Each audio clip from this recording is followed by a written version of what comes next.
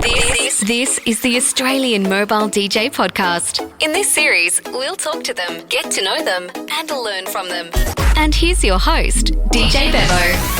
Hello and welcome to yet another podcast for the Australian Mobile DJs. This is actually a Facebook group. If you haven't found it already, you can find us just by typing in Australian Mobile DJs. And you'll see the group there. Join us, or you can send me an email. Reach out anytime. DJ Bevo at me. This episode, we are talking to a man by the name of DJ Brad. He's also got a company called Activate Entertainment, specialising in kids' parties and kids' events. And he joins me on the phone right now. Hello, DJ Brad. G'day, Bevo. How you going? Good. How you doing? I'm doing very well, thank you. Thanks for having me on your show. Yes, it's very exciting to talk to and get to know all these amazing people that are Australian mobile DJs. And you're a man that definitely had to be on the show because, you've had a successful business in Brisbane for quite some time now, and you've branched out in not only one, but two brands, DJ Brad and Activate Entertainment. Do you want to tell us kind of how that evolved? Yeah, sure. Well, I guess, DJ Brad started back in 2010 doing all sorts of events. And I mostly focused around the sort of weddings and special occasions, but then part of me started doing a lot of kids and sort of youth events and school events. So, I think the problem I had was that they're totally different events. I think probably the biggest problem was the branding, and sort of I'd get confused with, the wedding DJ and the kids DJ, and it kind of was a bit hard to market to different people. I decided to basically rebrand a little bit better and just kind of, split the two different types of businesses up a bit more, so that way people could, I could probably target the kids and the mums and dads in the schools a bit better, along with some other staff that I had as well. And that was the other problem, was that, you'd have DJ Brad, but then you'd have, say, maybe DJ Samantha or DJ Emily turning up at the party, and it sort of turned a few heads. So that was mostly because I just wanted to basically, have two different sets of brands there, one for the wedding and the special events and the corporate sort of events, and then Activate Kids Entertainment for all the schools and kids' birthday parties and things like that. Oh, that's really interesting. So tell us, how did you, DJ Brad, get your start and interest as a mobile DJ? As a mobile DJ, well, I think it was probably when I first started in Sydney, with a company called Moby Disc, which I'm sure a lot of people in the DJ industry is familiar with. And so I would go, around Sydney from, all sorts of different events, to birthdays, to Christmas parties, to, corporate events. And I was basically just doing events for Moby Disc. I'd go out there with my little CD Walkmans and set up on the boat or at the clubhouse or wherever I had to go, and do my event and then head home, and then next day or the following weekend go out and do it again. And then after a while, I think I just really wanted to move back to Brisbane. And when I did, it was at that time I actually decided to go solo and then start my own name, and that was in 2010. So I think I was maybe just for probably around about 4 or 5 years. It seems like a lot of people get their start with Moby Disc, the ad in the paper, and no experience necessary, must have own car. I'm sure the ad reads similar in no matter what market you are, but it does get you that start, and also it does create a lot of DJs on their own business. They sort of branch out from that. So I guess it's a good training ground, a good solid way to start when it comes to becoming your own DJ entity, as it were. And I mean, DJ Brad, it's a name that everyone sort of talks about too. Here in Brisbane, I notice on all the Facebook wedding groups, you're getting lots of recommendations. So you must be doing something right, mate. Oh, look, I mean, I'm always excited to get any inquiry that comes through for someone's event, be it a kids' party or a wedding, or any sort of event for that matter. I think, and it's good to know that people are familiar with the brand, or at least it's a recognised brand, I guess, that comes up from time to time. I'm certainly quite touched by it. Let's step away from the music that you play in events. What sort of music do you listen to in your own time? What are you listening to personally? Oh, I have such a broad range. You know, I listen to everything from 70s and 80s to sort of movie songs.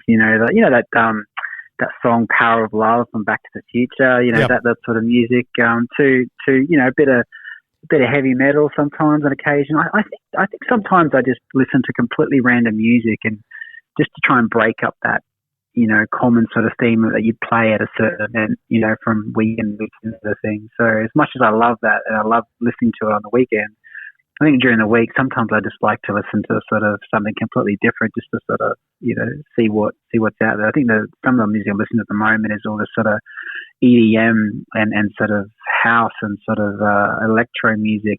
I did an 18th recently, and I've sort of been studying that at the moment, and that's something that I can't quite get my head around, but I'm trying to sort of follow and stay up to date with. And what about after a gig? You've packed up for the night. You're in the car. What are you listening to in the car? Is it the same sort of thing, or do you just No, go I have complete podcast. silence? I need to have a podcast. It's very rare. Sometimes I will have some songs on that I want to listen to, but in general, it's a podcast, and it's usually the Triple J sides with Dr. Carl. I don't know why. It's kind of my go-to thing. I think it's just the talk back that I enjoy. It kind of helps me sort of just unwind from all the hype of playing music. Absolutely. It does take quite some time to wind down after a gig, the excitement of it all, the brain going, programming all those songs, and then finally you come to a complete stop and you just need to, like you said, relax. Switch off. Yeah, you just need to not worry about what to play next on the way home as you're heading back to the house. You know, what track have I got coming up next? I just want something I can set that for the next 45 minutes and drive on home. So when it comes to education and becoming better at your craft, what sort of resources do you reach out for, or YouTube channels do you subscribe to, or where do you learn the craft? I think, you know, I sort of try and find anywhere I can, really. I mean, certainly there's a lot of Facebook videos and a lot of Facebook groups of people posting tips. You know, there's forums that I look online. There's a lot of YouTube videos that I watch, and sometimes it's even just listening to other DJs and their sets to get ideas. You know, and I also sort of try and go to different events, or just when I can try and go to what are they? They're just, you know, certain friends will host just general DJ live events where you go around and watch them DJ, and I think that's really interesting because it's just you're watching someone who's completely unrelated to the way you DJ, and it just makes you stop and go, oh, I say that's interesting. I see how they did that there, or I like how they switched that over, or, you know. So that's some of the things that I like to sort of learn from. When it comes to other DJs in the industry, is there anyone that you admire or have taken mentorship from? Oh, look, there's a few.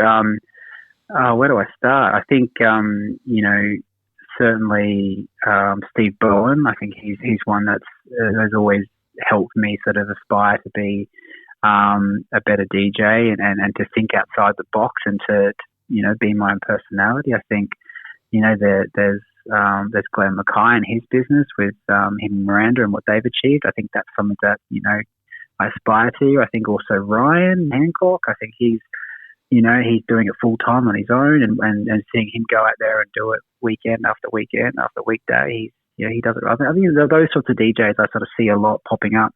I think they give me a lot of motivation and excitement as to what I can achieve.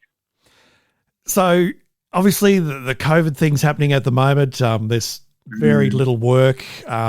Once it all ramps back up and gets back into action, can you see there being obviously some change in what you do and how you go about what you do?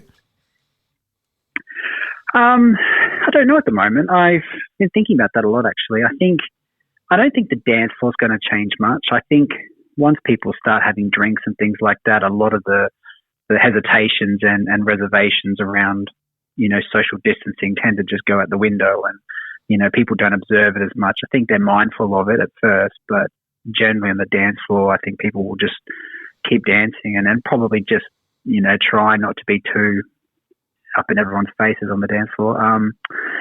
I think, certainly with, photo booths and things like that, I think there's going to be some social distancing there. And I think probably at the tables and during dinner, there's going to be social distancing there as well. It's interesting. I'm really unsure at the moment. I'm kind of just watching with a careful eye. When you look back at your DJ career so far, is there one event in your mind that would have to be like the pinnacle of all events you've ever done? Oh, that's a tough one. I don't know. I think they're all special for me. But there's not one that comes to mind. I'll probably, at the end of this podcast, the end of this talk, I'll probably hang up the phone and go, actually, I know there was that one. There was that one event. But off the top of my head, I can't remember. That's okay. What about a type of event that you haven't done already, but you'd like to give a crack? Oh, a type of event I haven't done. Or something new you haven't tried before. Something new I haven't tried before. I think, I've never actually done a club event. I've never actually done a club sort of in the city or I don't know what you call it, a residency or some sort of gig like that where you go in and do a couple of hours on the club and the dance floor. I think that's probably one that would make me the most nervous, if I'm being honest, because that's something I've just never had experience for. And whilst I'd have a good go at it and I'd do my best and do my research, I think I'd probably have to reach out to my good friend Aaron and have a chat to him and get some inspiration from him. Well, it's been an absolute pleasure talking to you, DJ Brad, and the head honcho at Activate Entertainment. Thank you, Lee. It's so good to see your insight into the industry, where you've been, where you've come, and where you're going to go. And if anyone listening to this podcast would like to reach out to you, what's the best way to do that? Well, it depends. What type of event are they having? Look, I think, just Google DJ Brad or just Google Activate Kids Entertainment and you can learn a bit more about who I am and what I do. Very good. DJ Brad, thanks for your time. Thanks. The Australian Mobile DJ podcast was hosted by DJ Bevo and produced by Matt Fulton Productions.